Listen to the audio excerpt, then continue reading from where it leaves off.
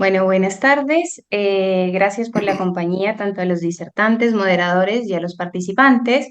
Vamos a dar el inicio al tercer webinar de FUNEF, la revolución de las imágenes, y vamos a iniciar con un video, mientras esperamos que los demás ingresen al Zoom.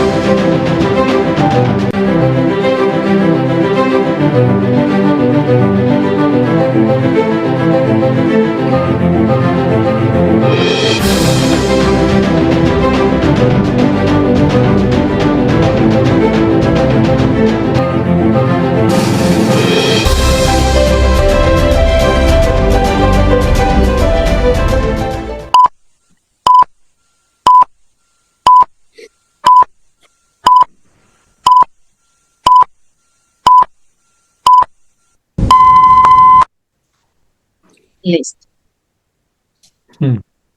Bueno, con la finalización de este video vamos a dar inicio a este tercer webinar, como dije antes, la revolución de las imágenes, y me presento. Mi nombre es Daniela Camargo, soy médica neumonóloga, formo parte del Comité de Enfermedades Intersticiales del Sanatorio Güemes, y vamos a iniciar con los moderadores que los presento.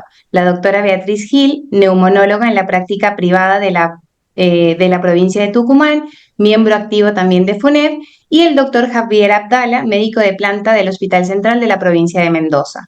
Y a todos los disertantes, más adelante los vamos a presentar. Les solicitamos cualquier duda, inquietud que tengan, lo pueden enviar por medio del chat para tener las respuestas al final de cada charla.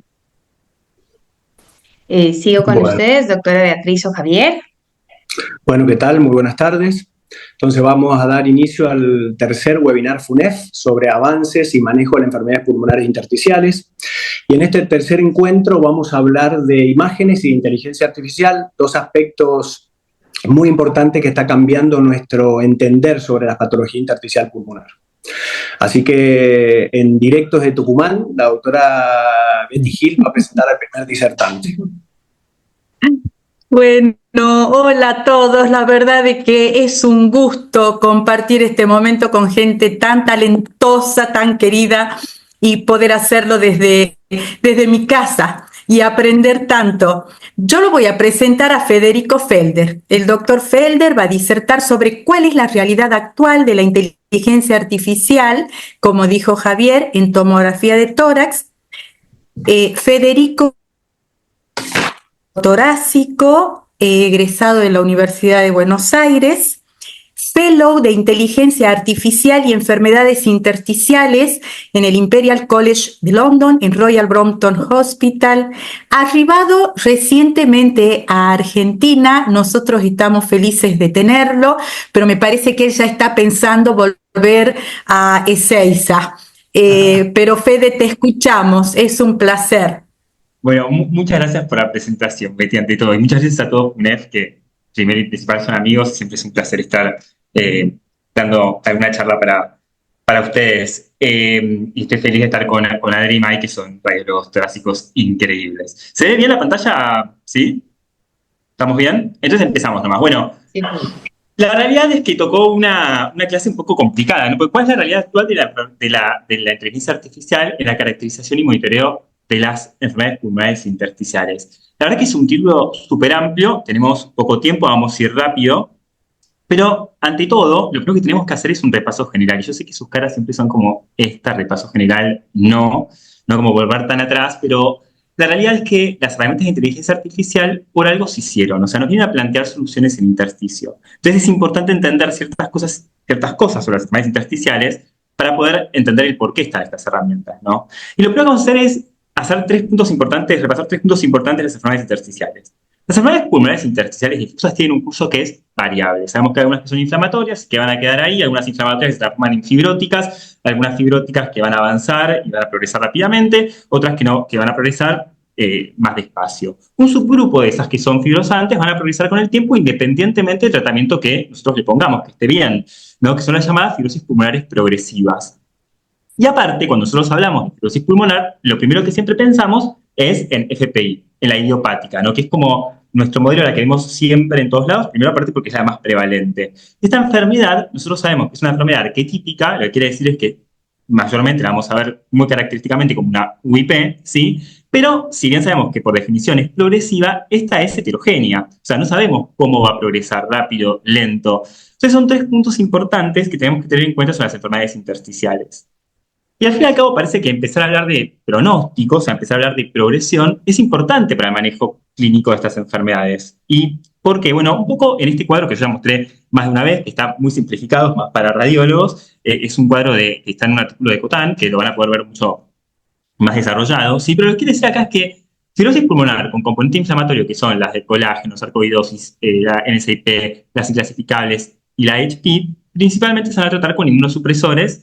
Y una vez que nosotros logramos demostrar que esos pacientes tienen progresión, van a ir al tratamiento antifibrótico. La IPF directamente va a ir al tratamiento antifibrótico porque por definición es progresiva. Entonces, hablar del comportamiento de las enfermedades intersticiales es importante para el manejo del paciente. Pero cuando nosotros hablamos de progresión nos encontramos con esta situación.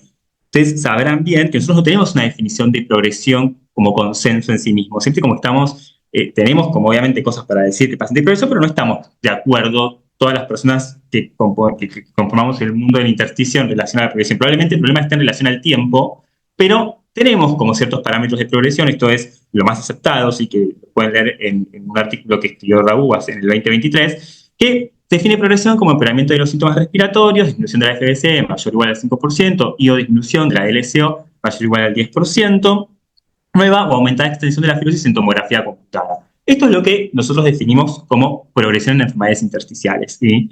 Y cuando nosotros queremos remarcar algo sobre progresión, siempre hablamos de la FBC, que es la más importante, es la que más se acepta, ¿sí? Es el marcador más ampliamente aceptado y es un criterio de valoración primario en los ensayos clínicos. ¿Qué quiere decir esto? Que en los ensayos clínicos, el INVILT, cualquiera de ustedes, cualquiera que lean sobre fármacos antifibróticos, la FBC es lo que se usa para evaluar que el paciente progresó o no progresó, que el fármaco funciona o no funciona.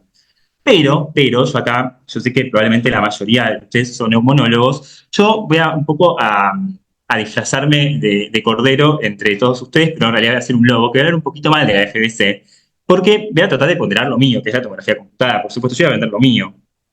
La FBC tiene pequeños problemas, así como pérdida de datos, variabilidad en las mediciones, es difícil detectar cambios sutiles, cambios marginales en la FBC, es difícil de ver, principalmente cuando los pacientes ya están con tratamientos antifibróticos, y se pueden confundir los efectos del enfisema, la lectura de la FBC, ¿no? Entonces, acá vengo yo a darles un poco de lo nuestro, ¿sí? Que es la tomografía computada, que parece ser muy buena para poder también medir progresión, porque en realidad todos los pacientes que tienen enfermedad intersticial tienen una tomografía computada, se hace rutinariamente y se hace también al momento del diagnóstico. Y la tomografía computada tiene papel pronóstico y permite estudiar biomarcadores. ¿A qué me refiero con esto? Que la tomografía computada, por ejemplo, vamos a ver que las anestesias por tracción nos hablan de progresión de enfermedad, nos hablan de cómo se va a comportar la enfermedad, entre otros que después, otros que probablemente Adri nos va a ir contando, ¿sí? Entonces, ¿cómo nosotros utilizamos las imágenes para hablar de progresión, para hablar de pronóstico, para hablar de comportamiento? Bueno, la extensión general de la fibrosis, ver cuánto es la fibrosis, es una puntuación visual de la fibrosis, ¿sí? Las recrudescencias por tracción, esto lo describió hace bastante tiempo el profesor Jacob, que vio que las recrudescencias por tracción eran un gran marcador de mortalidad en la FPI. La distancia ortoexternal y el desplazamiento de las cisuras, esto seguro de irlo a hablar. La presencia o ausencia de ciertos patrones, es decir, bueno, el paciente tiene una UIP, probablemente eso va a progresar ese paciente, ¿sí? Pero todo esto tiene problemas, porque si bien yo les quiero vender la tomografía computada tiene el problema humano, que son básicamente el ojo, que tiene una baja reproducibilidad, variabilidad intraobservador, y es difícil ver en periodos cortos cambios que pueden surgir en la tomografía computada. Ahora, esto quiere decir básicamente que es difícil para mí lo que veo yo, por ejemplo, que lo vea Adri, que lo vea Mai. O sea, es difícil poder reproducir los hallazgos que vamos viendo, ¿sí? Pero siempre cuando tenemos un problema planteamos una solución, y es acá cuando yo vengo a darles como la segunda venta, para decirlo de alguna manera, ¿no? Que es la cuantificación basada en computadora, que viene a solucionar muchos de estos problemas, porque es un método objetivo y reproducible y tiene mayor sensibilidad para la previsión clínicamente significativa, pero que visualmente no la podemos ver.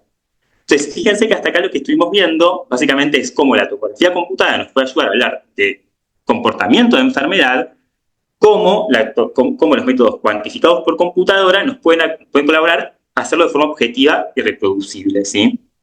Bien, esto es un poco los métodos, los grupos en los que se dividen los métodos de inteligencia artificial en imágenes, ¿sí? ¿Qué quiere decir esto? QCT, Deep Learning. Esto está como históricamente puesto de cómo evolucionó, ¿sí? La QCT lo que requiere es una ingeniería de características. ¿Qué quiere decir esto? Que yo para hacer este tipo de herramientas, este grupo de herramientas, requiere que yo le enseñe a la computadora. Le diga, por ejemplo, bueno, esto que tengo enfrente yo es una computadora. Entonces, cada vez le voy mostrando más computadoras, más computadoras, más computadoras, yo le voy a ir enseñando lo que es una computadora. Y cuando vea una computadora, la va a reconocer. Esto quiere decir que yo tengo que saber per se lo que estoy estudiando. O sea, yo estoy estudiando y quiero caracterizar computadoras, por ejemplo, ¿sí? Y que no va a descubrir nada por sí sola. O sea, no va a descubrir nuevos biomarcadores sola. Distinto al Deep Learning, que yo le digo, toma, le doy mi computadora y va a decir, ah, perfecto, veo que tiene un teclado, y va a decir que el teclado es un nuevo biomarcador. Entonces, cada vez que vea teclados, va a decir, es una computadora. Y después va a ver, ah, también tienen pantallas. Va a decir, ah, entonces si tiene teclado y pantalla, va a ser una computadora, ¿sí? Lo que hace el Deep Learning sí es aprender solo, va a descubrir nuevos biomarcadores solos y no va a depender de que yo le enseñe. Obviamente que vamos a controlar ese aprendizaje que va haciendo, pero no depende básicamente del humano, no tiene una ingeniería de características por detrás, ¿sí?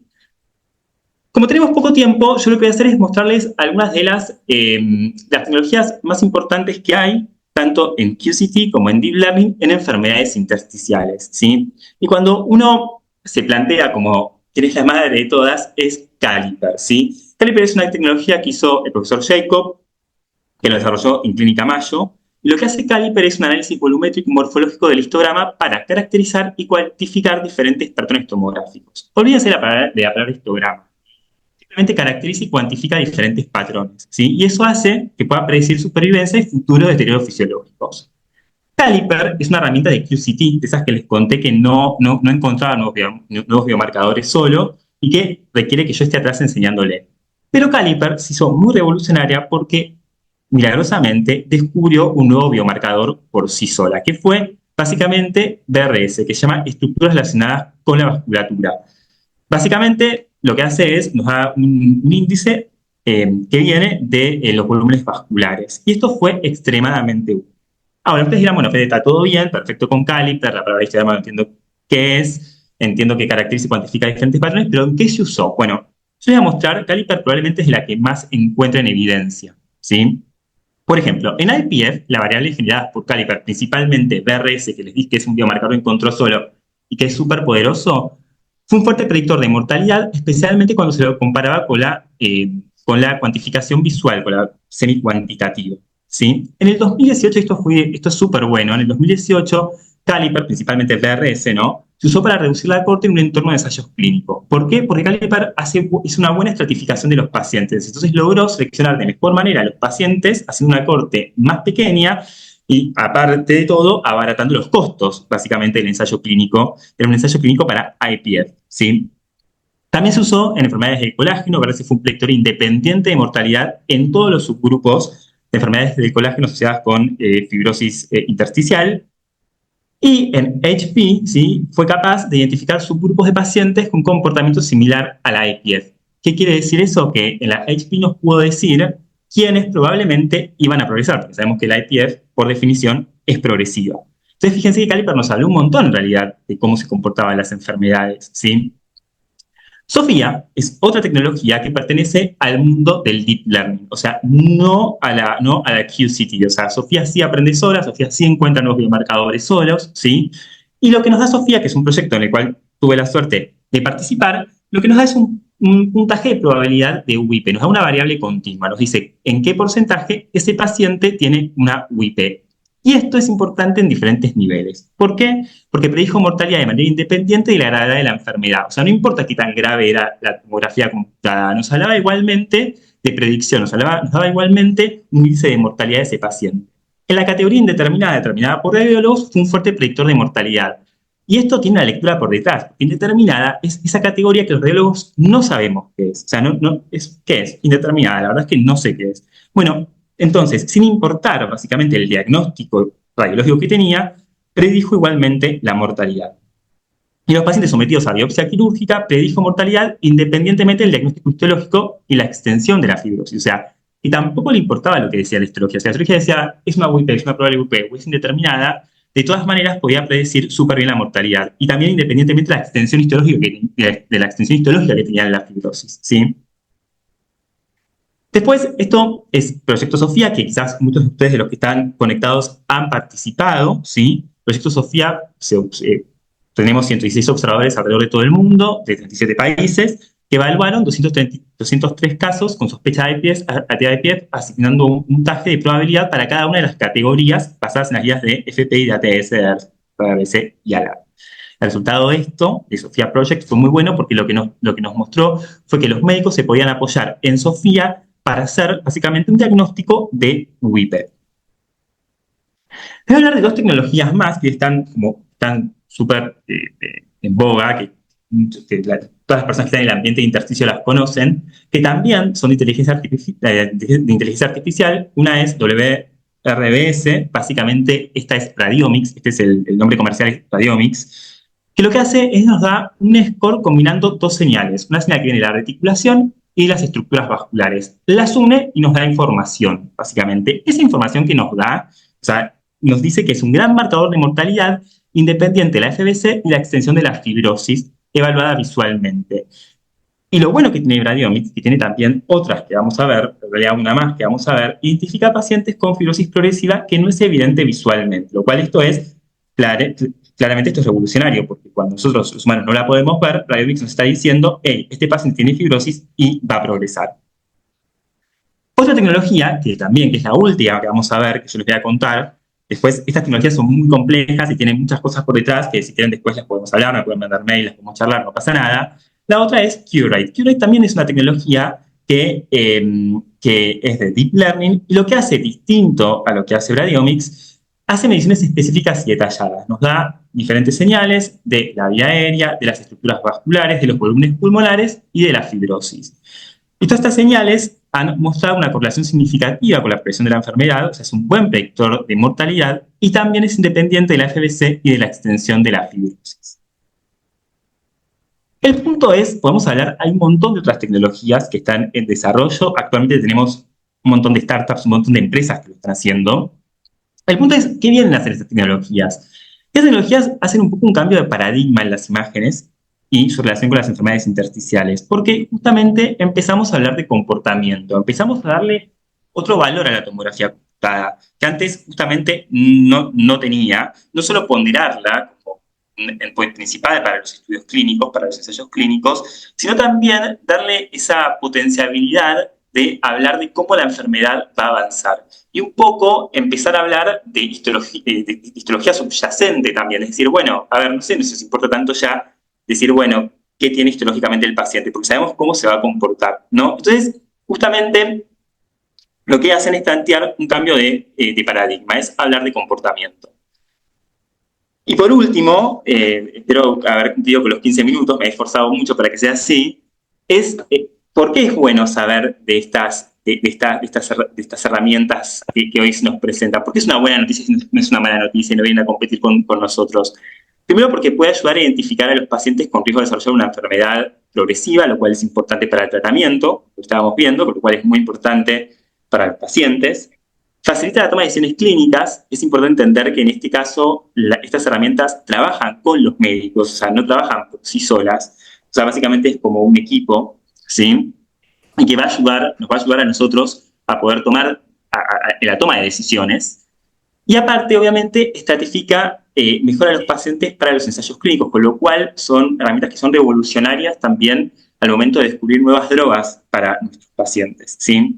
Entonces, bueno, esto simplemente es un pantallazo general ¿sí? De todas de algunas de las herramientas que tenemos, de qué es lo que se viene, ¿sí? Y por qué es importante y por qué no hay que tenerle miedo. Así que si tienen alguna pregunta que me la pueden hacer y si quieren hablar más en profundidad de estas tecnologías también lo podemos hacer. Muchas gracias. Espectacular. Muchas gracias, Federico. Excelente. Las preguntas van a ser al final de las 3 exposiciones, ¿no, Betty? Perfecto. Perfecto. Ahora va a disertar la doctora Mayra Zamudio, que es médica radióloga del área de tórax del Hospital Británico, médica radióloga del grupo EPIP del Sanatorio Güemes, y ella abordará el tema sobre cuándo pensar en enfermedades inmunomediadas.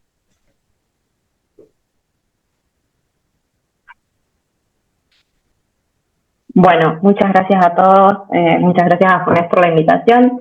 Es un gusto compartir con todos esta charla y sobre todo con Adrián y con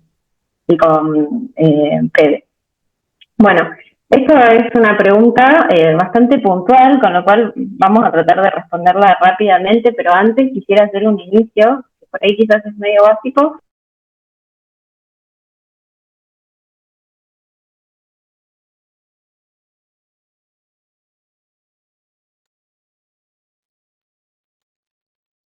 Me parece que se trabó, May, ¿puede ser? Ay, creo que sí. Ay, creo que te trabaste.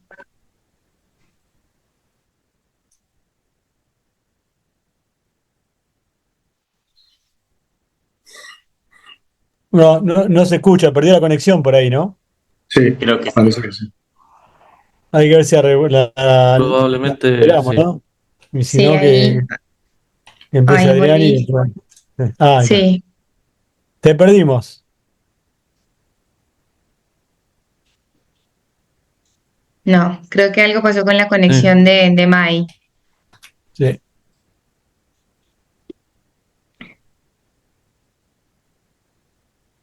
veremos No si sé si vuelve, si pasamos no. con el doctor Gasser mientras solucionamos la falla Bueno, técnica con Mai. No tengo sí, problema. invertamos las charlas. Ujú. Bueno, ¿Estás listo, Adrián? sí. Bueno, el doctor Adrián Gasser es nuestro invitado internacional. Así que, bueno, un gusto presentarte, Adrián. Él actualmente es médico radiólogo del Servicio de Imágenes de la Clínica Universitaria Golnik en la ciudad de Golnik, Eslovenia, y es el médico radiólogo de FUNEF. He estado viendo lo que es Goldnik, Adrián, tal como me dijiste, y es una ciudad bellísima. Así que aparte de trabajar en un instituto de primer nivel en tórax, en un paisaje que es bellísimo. Te escuchamos, Adrián. Bueno, ¿se me escucha bien? ¿Ven la presentación? Sí, Sí. Nada, para mí es, después de 1 año y medio, estoy como muy nervioso nuevamente por poder hablar en vivo y no grabado.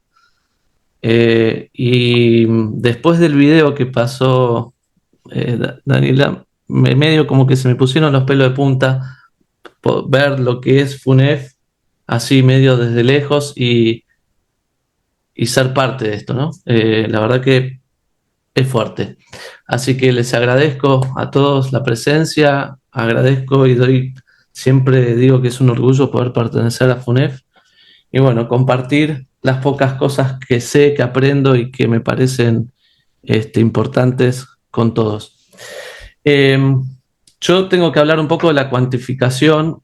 En realidad, Fede adelantó un poco más toda la tecnología y yo voy a hablar un poco más de lo que nos toca en la práctica diaria. Un poco de definiciones, que algo Fede ya dijo, cómo lo hago yo, algo de cuantitativa, que Fede adelantó y dijo mucho más de lo que yo tenía pensado, y al final algunas conclusiones como para despertar preguntas. Como saben, cuantificar es expresar, en este caso numéricamente, una magnitud de algo, por lo cual, digamos, es un trabajo bastante duro, arduo en una tomografía poder cuantificar numéricamente los hallazgos. cuando con las nuevas guías la definición de enfermedad fibrosante pide que digamos qué extensión tiene, que tenga un mayor porciento, de 10% de fibrosis, las anormalidades reticulares, bronquiectasia, bueno, toda la definición de enfermedad fibrosante que ya la saben, y también nos pide que para que podamos decir que es fibrosante progresiva, nosotros en estudios tomográficos consecutivos podamos detectar incrementos en la extensión o severidad de bronquiectasias, la presencia de nuevas bronquiectasias, vidrio esmerilado con bronquiectasias, nueva reticulación, o el aumento de la extensión reticular o el aumento de la panalización o aparición de nueva panalización. Y acá también hablan del concepto de pérdida de volumen pulmonar, que creo que es donde más yo puedo hoy mostrarles qué cosas sí se pueden medir.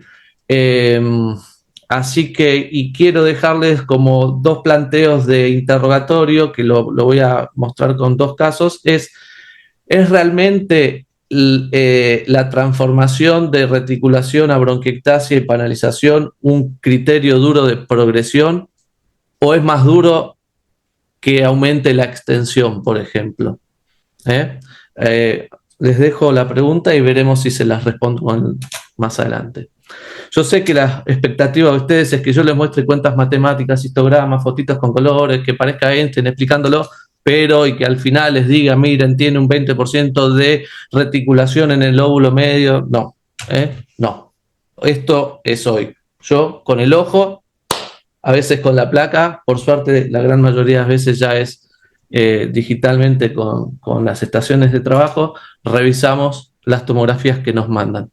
Y no es más ni nada menos que poner una tomografía al lado de la otra y mirar bronquiectasia por bronquiectasia, mirar lóbulo por lóbulo, en sagital, en coronal, tratar de tomar algunas medidas, etcétera, para ver cómo nos está yendo. A veces es muy fácil detectar la progresión y a veces no es tan fácil. Entonces, cuantificación en enfermedad intersticial pulmonar, yo la divido en dos grandes grupos. O sea, práctica diaria es cualitativa, es semi-cuantitativa. Digamos, yo por lo general uso unos valores importantes para la toma de decisión. Digo, es menos del 10%, está en el 10 y entre el 20 o más del 20. Después ya me digo extensa. ¿Y cuán extensa? Y bueno, y después sí, por ahí, para valores pronósticos digo, con predominio de bronquiectasias, con predominio de panalización o solo reticulación, para que ustedes tengan las palabras claves de pronóstico. Por eso digo que el pronóstico es más o menos, porque no cuantifico cuántos quistes hay, pero les digo, hay más quistes que reticulación. Eso es peor pronóstico, más allá del patrón, ¿no? Y bueno, la detección de la progresión, como adelantó Fede, es visual y depende de la práctica del radiólogo, cuánto tiene para ver las imágenes, si dispone de todos los estudios, cuánto tiempo tiene para analizarlo, la estación de trabajo, etcétera, etcétera. Y para estudios clínicos, sí hacemos análisis más cuantitativos. Primero, la mayoría con software automático, semiautomático, que agilizan, abaratan y son mejores que mi ojo, ¿sí? A veces hacemos detecciones numéricas, sobre todo para la doctora Otaola, cuando hace sus trabajos que comparan con ecografía y me pide que diga cuánto porcentaje del pulmón veo destruido, etcétera, o para Sofía, que tuvimos que poner nuestros porcentajes de extensión estimados. Ahí sí nos esforzamos y tratamos de estimar, pero no lo hacemos en la práctica diaria. Y como dijo Fede, el análisis cuantitativo con software e inteligencia artificial nos gana en el pronóstico y nos gana sobre todo en el descubrimiento de estos biomarcadores, como dijo Fede. ¿Cómo estimo la extensión hoy, 2024, creo que es todavía 14 de noviembre acá? Les voy a mostrar qué hacemos, qué aprendí en el hospital, que ya más o menos venía haciendo. Le agradezco toda esta parte al doctor Pojek, que es el jefe del servicio, y me compartió su charla, porque ya la tenía armada y me encantó cómo plantea todo. Así que esto, bueno, es el agradecimiento a él. ¿Y cómo estimamos la detención? Bueno, visualmente, método semi-cuantitativo. Si uno busca literatura, no hay nada, es muy estandarizado, ¿sí? Uno puede decir, bueno, la extensión es leve, moderada, severa, en base a ojímetro. podemos decir, bueno, como hago yo, estimar el porcentaje de pulmón afectado más cercano, 5, 10, 25, o los digamos, intervalos que cada uno cree que más información le da al médico que le solicita la tomografía. Yo, por ejemplo, uso esos intervalos 10 al 20 y más de 20. Después está usar y adaptar el algoritmo de O, que es agarrar los 5 cortes clásicos del algoritmo de Go, por arriba del nacimiento de los vasos de la aorta, a la altura de la carina, en la altura de la confluencia de las venas pulmonares en la aurícula izquierda, y el corte por encima de la cúpula diafragmática, y el del medio es en el medio entre el tercer y quinto corte. Y por corte decir, bueno, acá más o menos de la superficie pulmonar tengo un porcentaje de extensión del 10%, acá tengo un poco más acá, así que un 15%, acá se me extiende si hago 1, 2, 3, 5, 20%, otro más o menos 20%, y acá el 70%. Hago el promedio y digo 27%, más o menos el 30% del pulmón está afectado. Y eso es una cuantificación semiautomática, rápida, y que da una estimación aproximada. A veces algunos usan los cortes sagitales para estas cosas. Yo me gusta esto porque es más estandarizable elegir el corte. ¿Qué pasa? Puede ser engañoso en enfermedades fibrosantes porque subestimamos mucho en las enfermedades extensas o poco extensas. Y hay mucha variabilidad interobservador. O sea, no vamos a decir lo mismo exactamente ni Federico ni yo o Mayra cuando veamos el mismo estudio. ¿Qué es importante? Yo destaco mucho cuánto me parece que el proceso tiene de panalización y de bronquiectasias por tracción o que predomina por el hecho del pronóstico.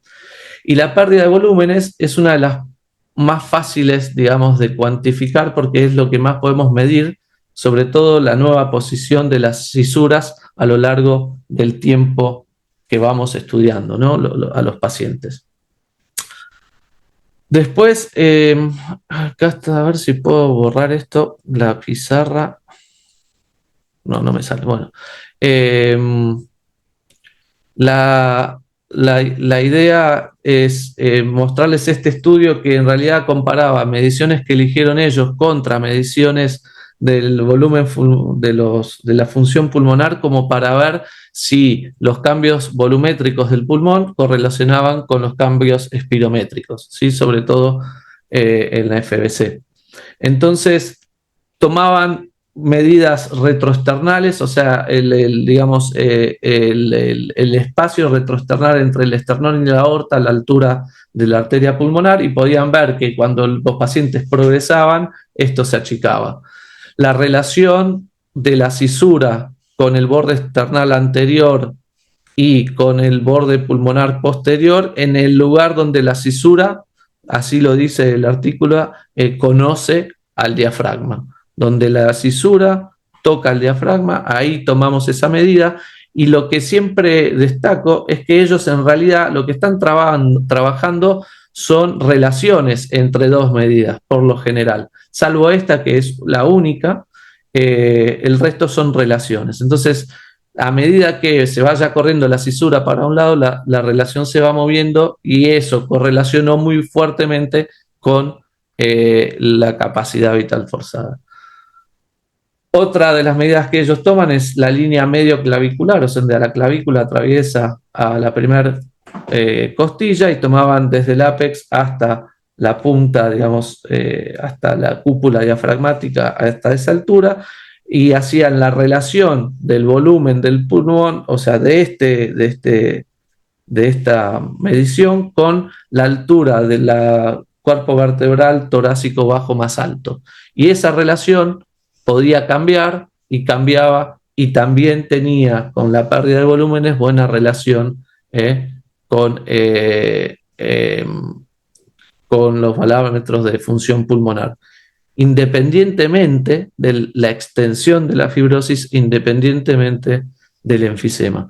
Por lo cual, la pérdida de volúmenes pulmonares también es un fuerte predictor de cómo le está yendo al paciente. Fíjense que a diferencia de todo lo que dije de mío, yo estoy hablando de lo que le pasa en el momento y para atrás, y Fede, con la inteligencia artificial, hablaba del momento para adelante. Yo puedo estimar un pronóstico muy semi-cuantitativo, muy por arriba, y Fede, con la inteligencia artificial, tiene la herramienta para decirle, miren, hoy está así, pero este seguro progresa. Y yo no voy a ser capaz de decirlo mirando la tomografía y haciendo todas estas mediciones. Un ejemplo de la práctica cotidiana, un paciente con sarcoidosis, por ejemplo, que le fue mal y empezó a tener más compromiso fibrosante. Fíjense qué fácil, por ejemplo, tomando la relación de la cisura derecha y del espacio retroesternal anterior, como en la próxima tomografía se nota que esta cisura se desplazó hacia adelante y el espacio retroesternal bajó y en realidad está perdiendo volumen en el lóbulo superior izquierdo, que es concordante con fibrosis por sarcoidosis que por lo general predomina, por lo general en lóbulos superiores. O el sagital, fíjense qué lindo se ve cómo la cisura se adelanta y se pone más superior y anterior. Estoy tratando de ver si me sale borrar las anotaciones, pero no. Un segundo, a ver si... Creo que no me deja. Ah, sí. Perdón, pero así ven más claro. Bueno, esto ya lo vieron. ¿Qué tengo hoy a disposición de maquinaria para poder jugar? Bueno, nosotros trabajamos todo con equipos Siemens y estación de trabajo Siemens, y la estación de trabajo que la que uso tiene un capítulo que se llama Settle and Change, y lo que hace es compararla una tomografía con la otra. Se usa para muchas cosas, pero yo empecé a mirarla con enfermedades fibrosantes, y lo que hace es marcar en más todo lo que aumenta la densidad con respecto a una tomografía de la otra, y en menos lo que baja la densidad. Lo que te sirve es decir, bueno, si está bajando la densidad, ¿qué pasó? ¿Se fue el vidrio esmerilado o hizo agujeros? Y acá muestra cómo hay más panalización que antes. Entonces, si uno puede mirar las dos tomografías y correlacionar, es como que le ayuda al ojo a decir dónde están los cambios y uno puede prestar atención a eso. ¿Cuánto sirve hoy eso para mí? Poco, porque ya lo noto a la vista, pero por ahí, jugando un poco, le puedo ir sacando un poco más información. Como ya le dije, detectar, cuantificar es bastante simple. Esto tiene más del 20% seguro porque tiene un pulmón, la línea izquierda, ¿no? Tiene un pulmón totalmente afectado, así que estoy seguro que es una enfermedad extensa. Tiene bronquiectasias, tiene todo eso, y en el 2000, o sea, va progresando del 17 al 21 en una paciente con esclerosis sistémica. Vemos que las bronquiectasias avanzan, etcétera. Es fácil decir que progresa. Es fácil tomográficamente ayudarles. En cuanto a los interrogantes que yo les planteé antes sobre los criterios de progresión de la fibrosis, de la enfermedad fibrosante en tomografía, con la práctica hay dos cosas que me llamaron la atención en bastantes tomografías que estoy viendo ahora. Y una es que, por ejemplo, esta paciente con NSIP que tiene una afección más o menos, si hacemos el promedio, del 40% de su superficie pulmonar, en el 2016, con esta FBC y esta DLCO, en el 2021, fíjense que mantiene o incluso aumenta, por esas cosas raras de la vida, su capacidad pulmonar. Y si comparan, yo tengo que decir que esta, creo que ninguno de los radiólogos me puede contradecir, que esta tiene criterios de progresión tomográfica. Pero si comparamos estrictamente la extensión de eso, es la misma. Y eso creo que es lo que explica que esa paciente funcionalmente no se haya modificado. Y clínicamente estaba mucho mejor, tenía una función estable, lo único que le había empeorado son las zonas ya previamente rotas. O sea, ahora está más roto lo roto, lo que ya no usaba lo usa menos, pero el resto está conservado. Entonces, es realmente un fuerte predictor de progresión de la enfermedad, no de la fibrosis, pasar de reticulación a panalización. Bueno, esa es la duda que les quiero dejar planteada. Fíjense que los volúmenes pulmonares se preservaron y lo único que parece es que las zonas rotas están más rotas. Este es otro caso que fíjense, apenitas yo puedo decir, bueno, tiene alguna bronquiectasia más, tiene algo más, puedo decir que progresó, pero la extensión sigue siendo la misma, tiene función pulmonar estable, ¿sí? Y puede, digamos, puedo decir que es una enfermedad fibrosante progresiva, pero funcionalmente y clínicamente está estable. Entonces, la enfermedad parecería, estoy ahí, que sé que le va a ir peor en algún momento si aumenta la extensión. Para todo esto nos ayuda, como dijo ya Fede, la TC cuantitativa. Creo que el caliper lo que te está dando los números de bronquiectasias, de quistes, de reticulación, y uno puede, creo, tener mucha más información que es súper importante para estratificar pacientes en los ensayos clínicos. Lamentablemente es caro y no está disponible para la práctica diaria. Muy pocos tienen acceso a eso y por eso no se usa.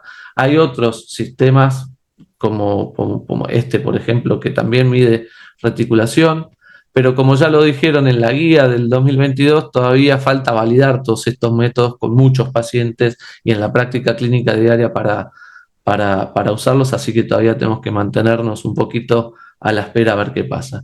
Le tengo fe a este que ya comentó Fede con Brainomics porque tuvo buena aceptación en el ATS, viene pegando fuerte en los congresos, tiene ya aprobación FDA y bueno, como dijo Fede, mejor, tienen este índice de retículo vascular que es un fuerte predictor de progresión. Así que para más información de esas cosas, le pueden dirigir sus preguntas a Fede, que los va a encantar con todas estas cosas que yo todavía no manejo del todo. Conclusiones, la cuantificación hoy en día mía es manual y bueno, la extensión y progresión es manual, artesanal, hay que medir, intentar, comparar, etcétera.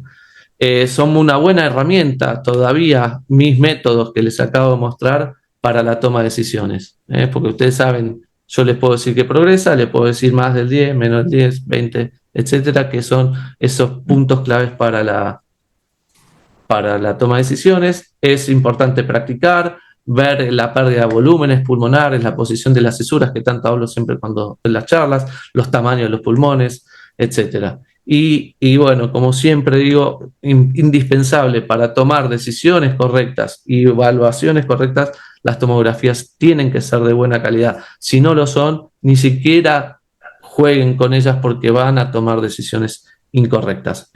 Así que eso es todo.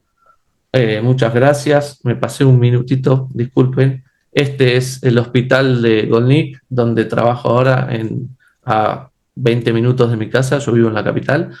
Mi familia hace una semana paseando por los alrededores de casa. Así que muchísimas gracias y bueno, abierto a preguntas, discusión, etcétera. La tecnología esté de mi lado. Bueno, muchas gracias de nuevo a todos. Hermosas charlas, Fede y Adri, la verdad. Bueno, y a mí me toca hablar de cuándo vamos a pensar en enfermedades inmunomediadas.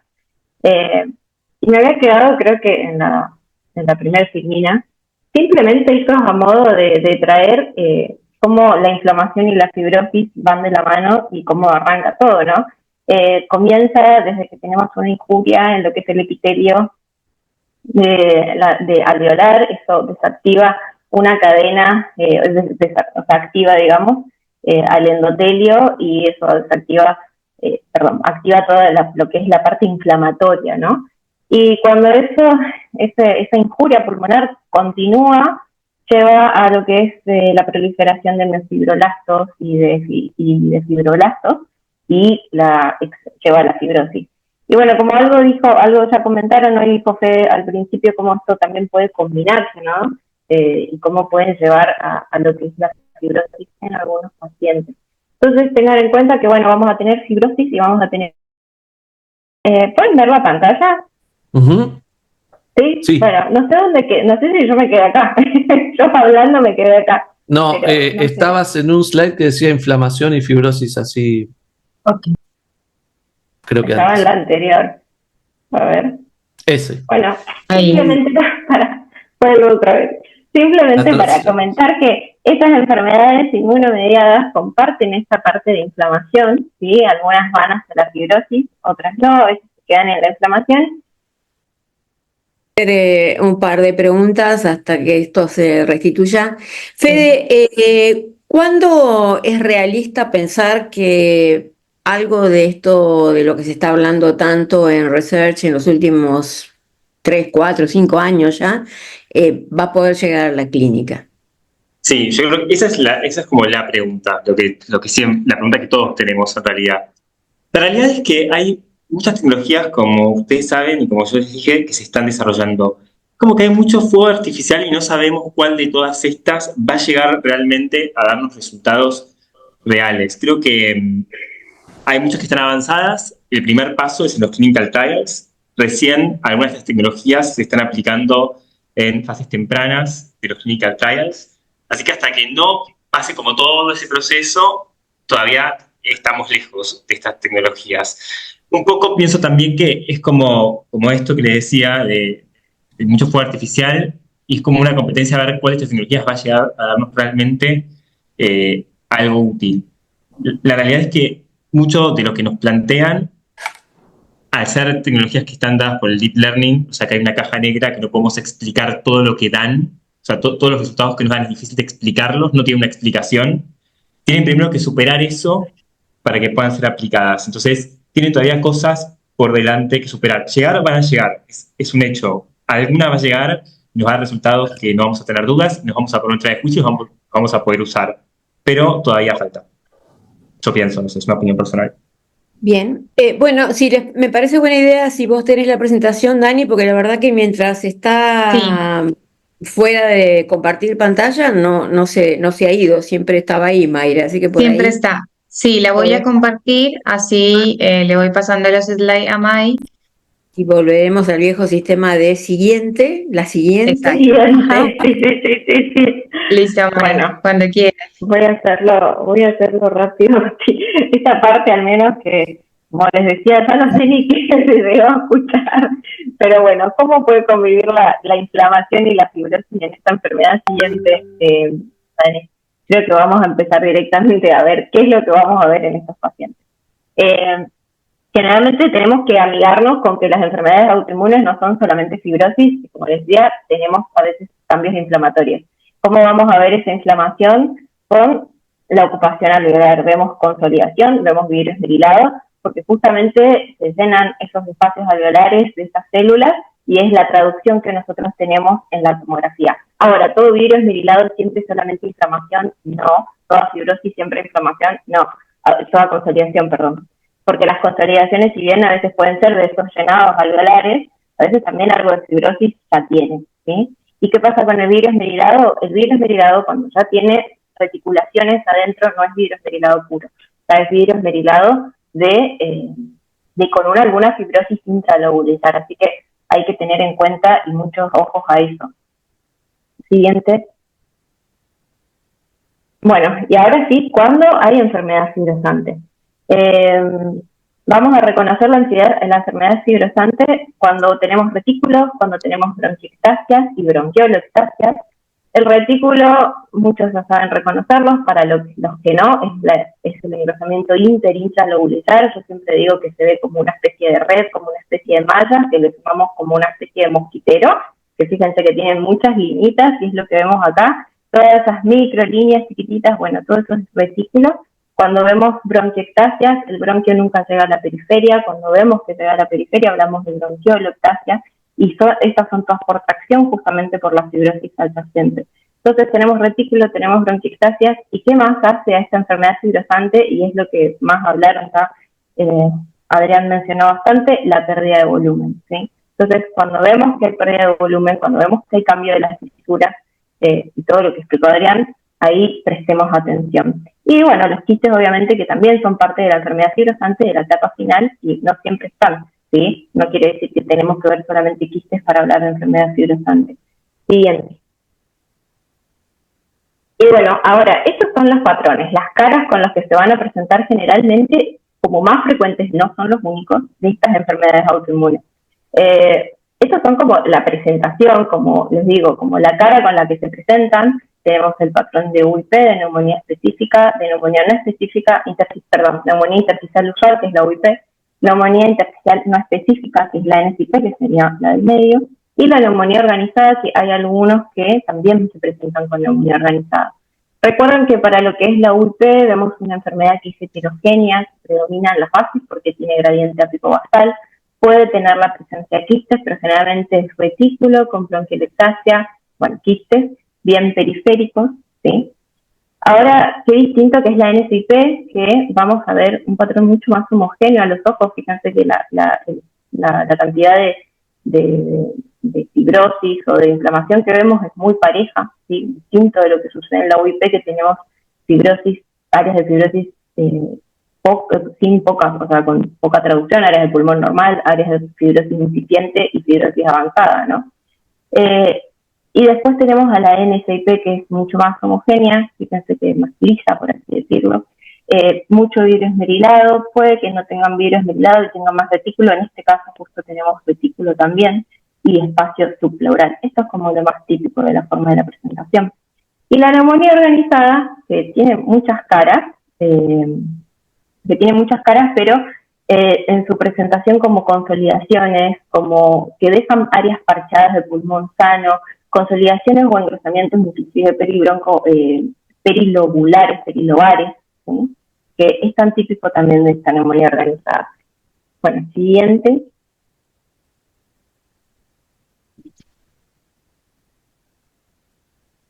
Y acá es simplemente para recordar, ahí vimos con qué patrones pueden presentarse esas enfermedades. Algunas los hacen con alguno más frecuente que otras. Digamos, a la artritis reumatoide, generalmente lo más frecuente es que haga con un patrón de UIP o también de NSIP. Digamos, a la esclerosis sistémica, lo más probable es que lo haga con un patrón de NSIP. El lupus generalmente no da, digamos, en su frecuencia enfermedad intersticial, pero cuando lo hace, lo puede hacer. Obviamente, y lo puede hacer con un patrón de NSIP. En las poliomiositis, dermatomiositis, en las inflamatorias, digamos, generalmente vemos NSIP y neumonía organizada, o en el Sjögren, que también podemos ver neumonía intersticial más específica de NSIP, o neumonía linfocítica, o sea que ahí aparece la linfocítica como otra. Fíjense que también tenemos como otras enfermedades como la fibrolactosis pleuroparenquimatosa, que a veces también puede acompañar a esta. Entonces, estas enfermedades autoinmunes tienen muchas caras y muchas de ellas también se presentan como la fibrosis pulmonar idiopática, ¿sí? Como la FPI, como en su patrón de UIP o menos común en SIP. Entonces, ¿cómo distinguimos a la fibrosis pulmonar idiopática de todas estas enfermedades intersticiales? Y ahí viene la pregunta siguiente, de cómo hacemos cuando pensamos en una enfermedad inmunomediada. Entonces, siguiente. Existen, y si quieres hacer uno más, Dani, siguiente.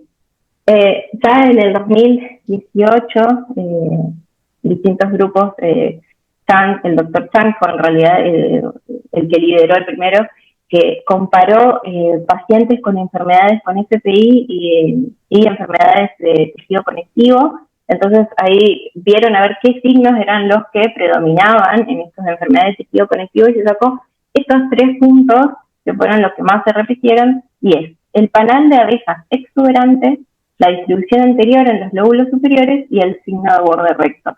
Esas son 3 cosas de las que vamos a ver en enfermedades autoinmunes, en donde si nosotros vemos que la enfermedad fibrosante o enfermedad fibrosante que estamos viendo tienen estos signos, entonces ahí podemos sospechar que esto no corresponde a una FPI, sino que pueda estar asociada a la enfermedad de tejido conectivo. Y después, al año siguiente, sacaron otro artículo en donde, anterior, Dani, otro artículo en donde compararon pacientes con esclerodermia y con FCI, y ahí surgió este otro signo, que es el signo de las 4 esquinas, ¿sí? Entonces, estos son los 4 signos que tenemos que prestar atención si nosotros vemos para pensar en enfermedades asociadas a tejido conectivo. Y ahí vamos a repasarlos con ejemplos. El siguiente, Dani. Bien, entonces, ¿de qué se trata este borde recto? ¿Sí? Y el panal exuberante. Fíjense que este es un paciente que tiene AR, ¿sí? Que tiene un patrón de UIP, fíjense que hay un gradiente apicobasal, vemos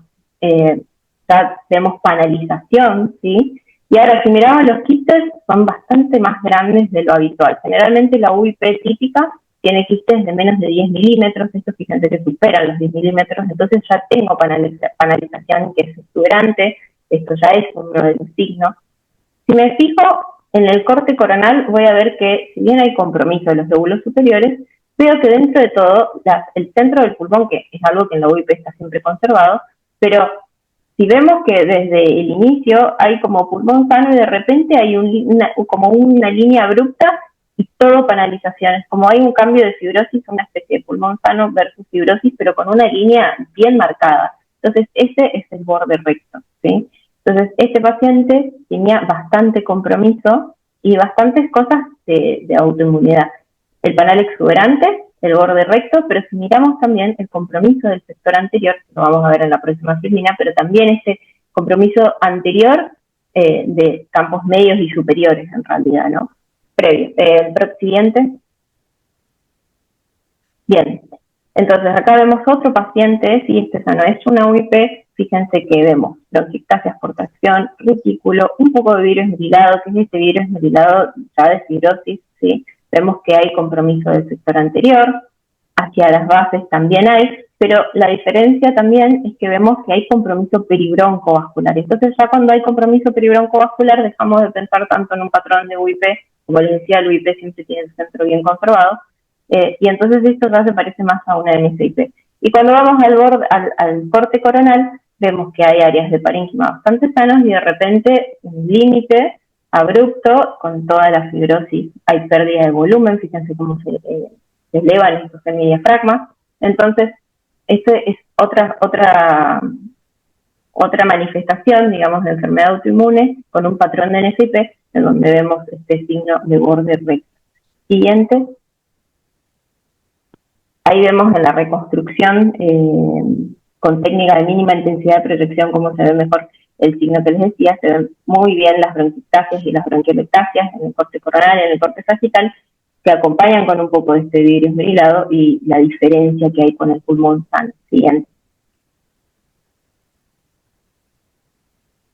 Y ahora vemos la distribución anterior y superior. Este es un paciente que también con sospecha de R, vemos que tiene, digamos, en la parte del basal hay compromiso de reticulación, o sea, de reticulaciones y de bronquiectasias, pero también tenemos quistes en la zona anterior, si bien es poco, pero hay un compromiso que ya no es tan un gradiente bien apicobasal, y entonces esto también nos habla de autoinmunidad. Siguiente.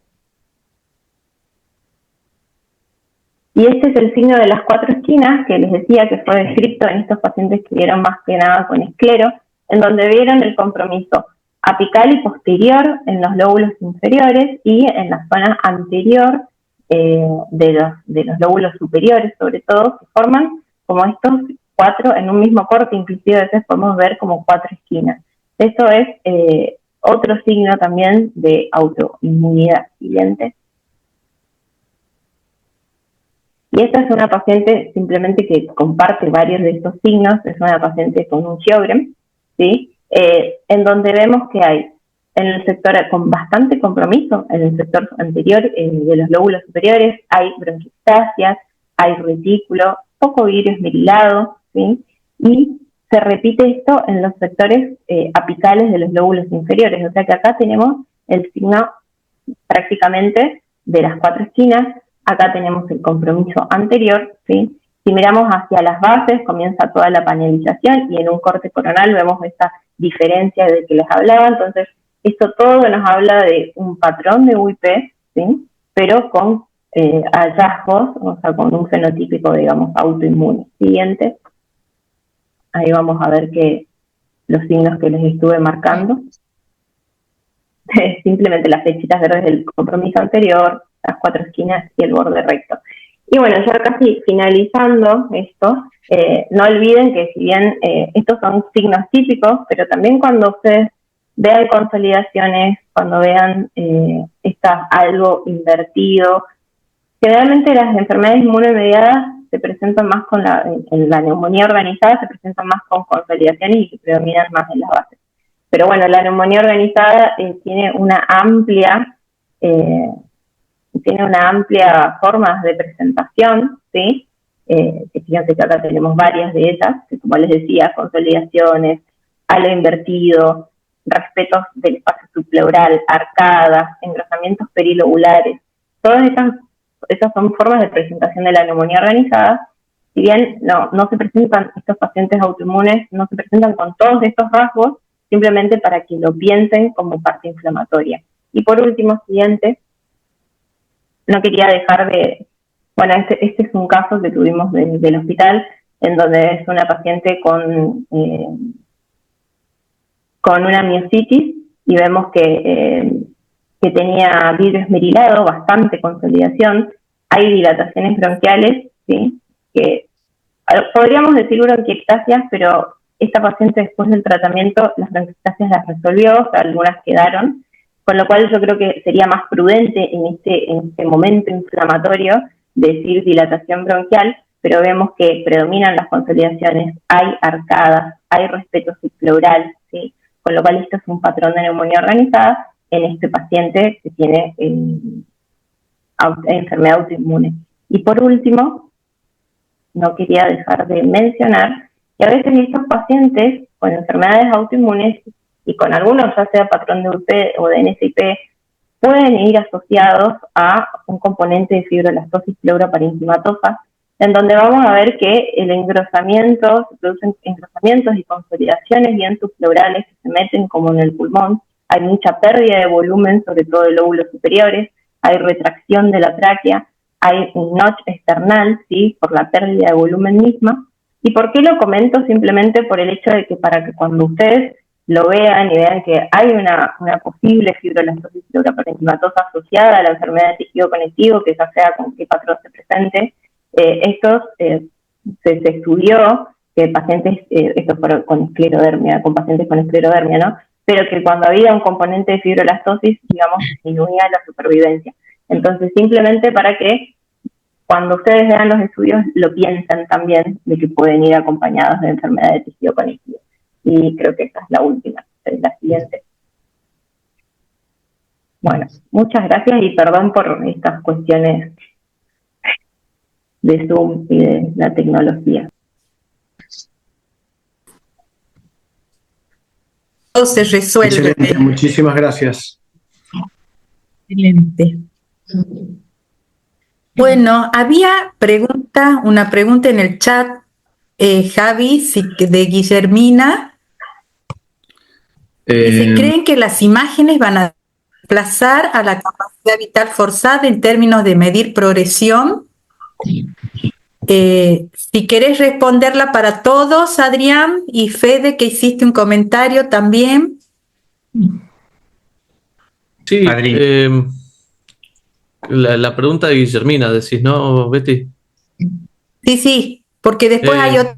Sí, yo creo que en algún momento puede llegar a pasar que la reemplace cuando la inteligencia artificial esté instalada y en la mano de todo el mundo, digamos, porque la desventaja, digamos, hoy en día la desventaja de la tomografía es que irradia. Entonces, ¿cuánto la puedes repetir? Sigue siendo predictora del momento actual y muy inespecífica todavía para adelante. La inteligencia artificial, que lo que mostró Fede, tiene el potencial de hoy mirar para adelante qué va a pasar. Y ahí sí, por ahí la reemplace un poco la FBC, ¿no? Creo que ¿Qué es eso? Sí. Yo estoy de acuerdo, creo que tiene el potencial para hacerlo, creo que falta, como veníamos hablando, que estoy de acuerdo con vos, o sea, falta aún.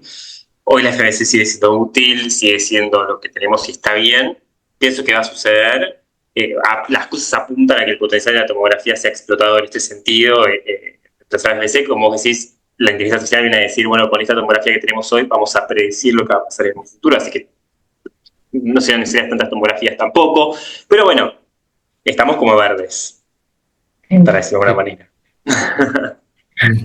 Bien, había otra pregunta para Adrián. Si existe algún método que permita incitar la balanza hacia vidrio esmerilado, solo inflamación versus mera fibrosis intralobular. Preguntón. Digamos, signo tomográfico o método duro, inequívoco no hay. Que yo sepa, al menos hasta ahora no tenemos.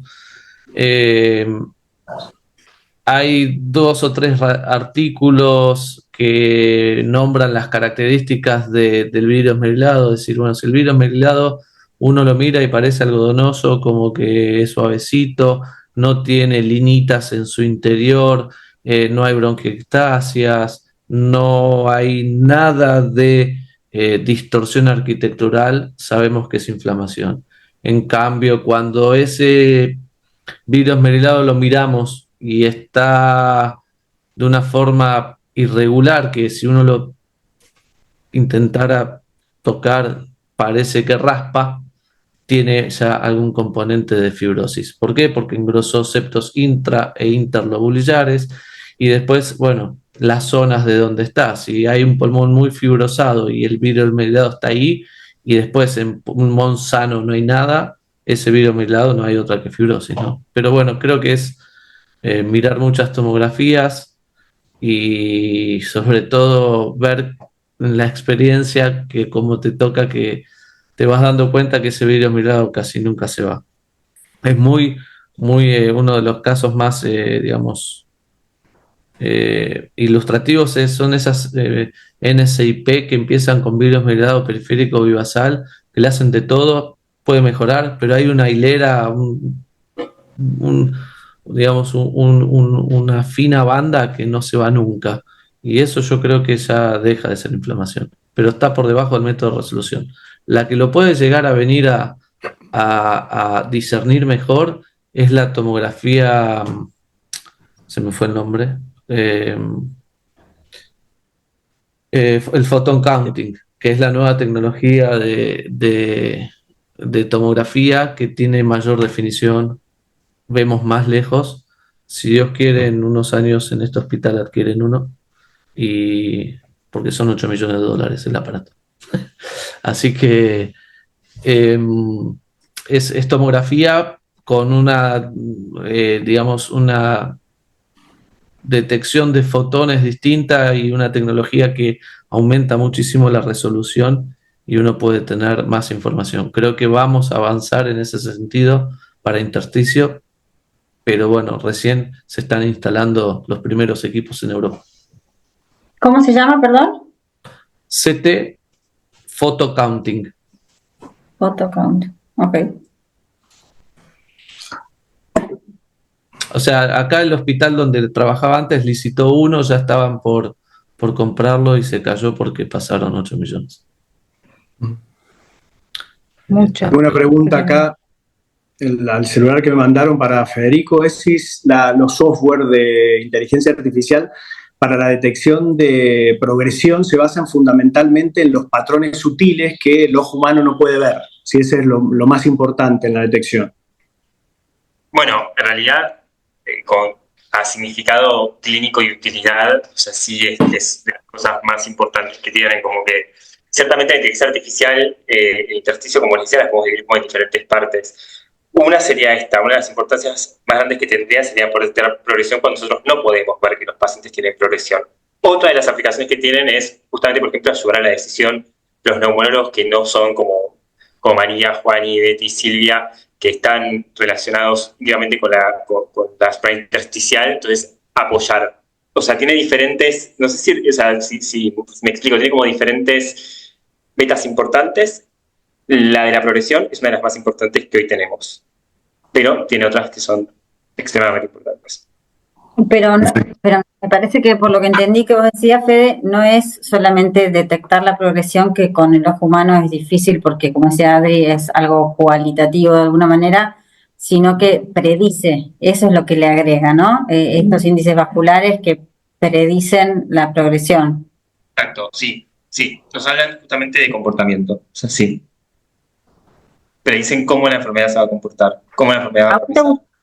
Perdón, ya que te tengo y sigo, ¿a vos te gustan más los índices vasculares o el índice que estudiaste vos de bronquiectasias? De bronquiectasias. A mí me gustan los índices por separado. O sea, por ejemplo, en el caso de... yo tengo obviamente una influencia muy grande por dónde y con quién me formé, obviamente, pero a mí lo que pasa, por ejemplo, con Radiomics es que es difícil de explicar qué es lo que nos está... Le tocó a Fede. Bueno, Bueno, hasta Perdimos a Fede. que sigamos con las preguntas, Betty. Le pregunto a Mai, ¿qué hallazgos te hacen pensar que la OP puede ser simplemente post-COVID? Estaba dirigida para Mai. Bueno, en la época del COVID compartió bastante con la neumonía organizada los hallazgos, porque digamos que el COVID en su forma de presentación fue una neumonía organizada, o sea, esas bandas paralelas a la pleura con el respeto subpleural, y creo que lo que vimos, ¿sí? con el tiempo, es que muchos de esos pacientes lo resolvieron, por suerte, y otros les quedaron como unas finas líneas. No sé si iba eso exactamente apuntada,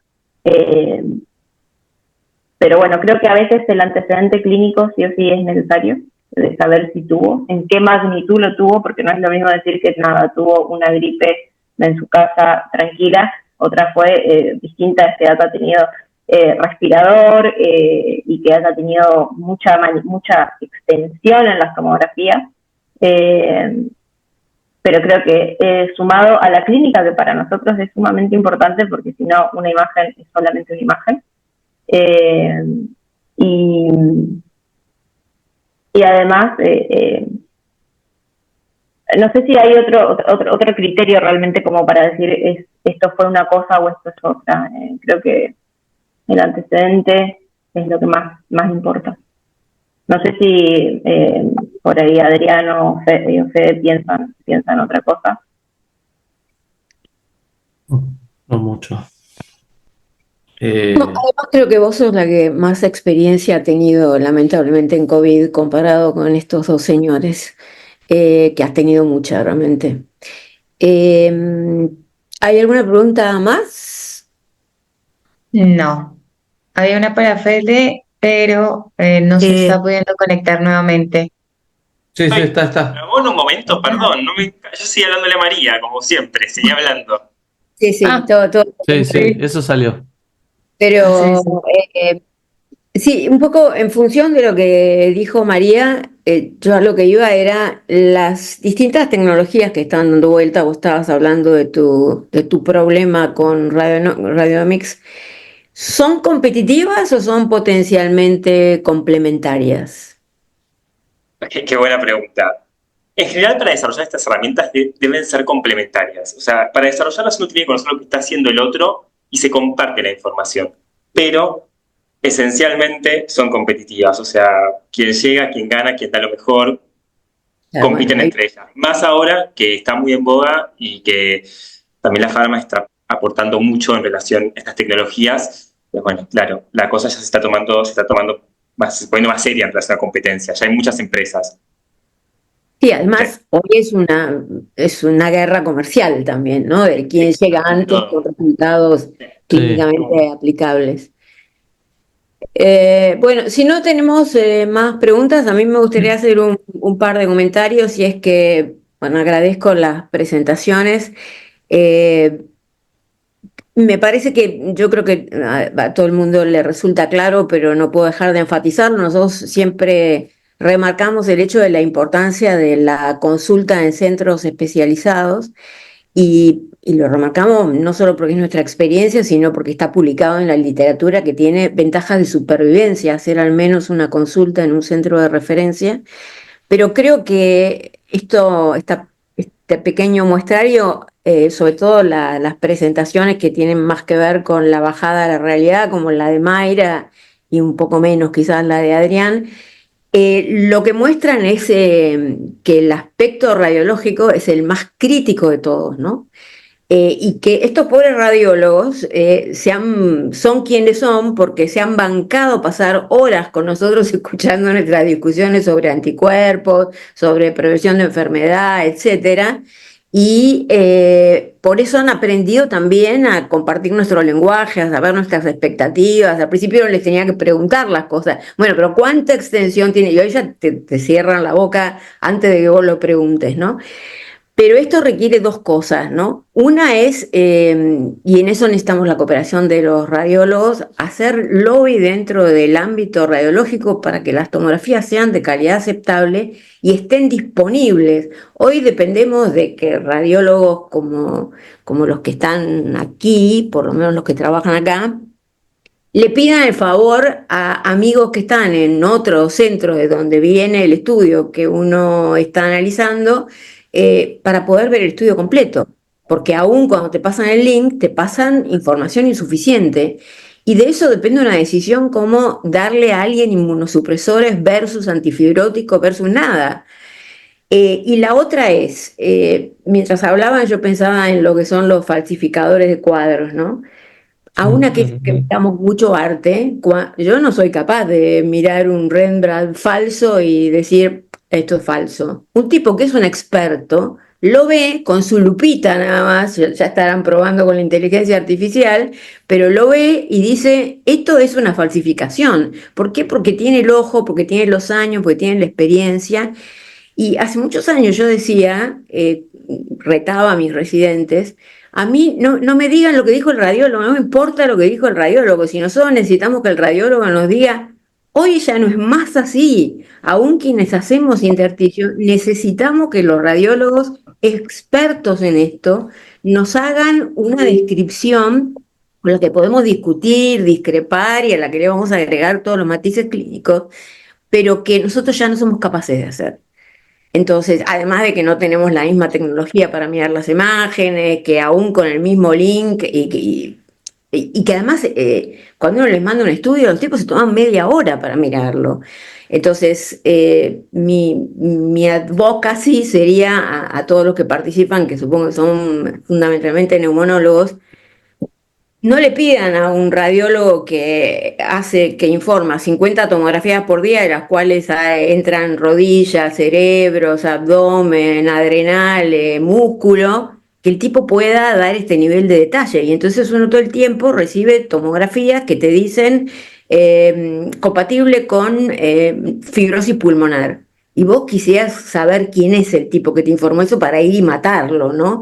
Porque es una falta de respeto decir eso. Pero bueno, también, pobre tipo, es pedirle demasiado.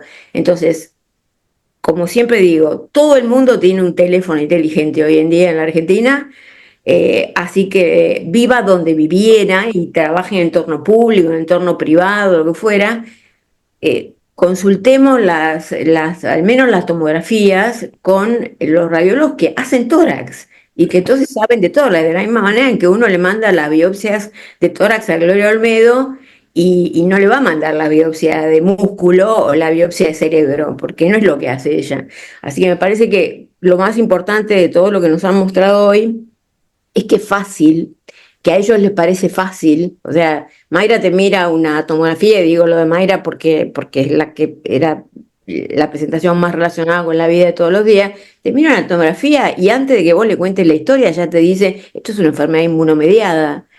Y bueno, por ahí nosotros también nos damos cuenta quienes hacemos esto, pero la mayor parte de la gente no hace una sola cosa. Entonces, es tan fácil preguntar, hoy uno manda el link y la otra es esa, presionar a los centros de radiología para que te manden el link y no esas placas vergonzosas o 4 fotos en papel de fax que uno no puede, apenas puede saber que es tórax eso, ¿no? O cortes gruesos, ese tipo de cosas. Es nuestra responsabilidad hacer eso y me parece que yo es lo más importante que saco, a pesar de que hago exclusivamente esto, de la convivencia con los radiólogos, y bien lo saben ellos, pobre, que vivo fastidiándolos con consultas permanentemente.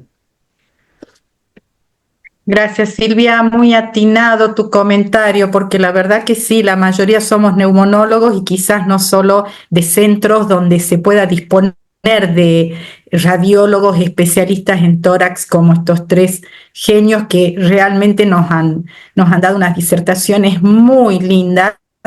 Les agradecemos a los tres porque es esencial. Así que gracias por tu comentario. ¿Algún otro aporte?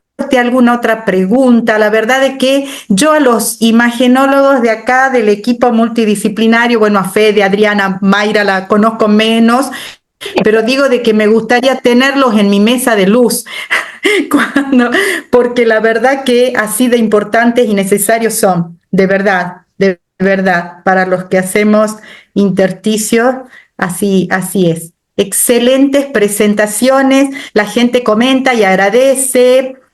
Excelente, gracias superlativas, muy lindas charlas, gracias. Y gracias, FUNEF, que me siento FUNEF, obviamente, pero por esta hermosa oportunidad.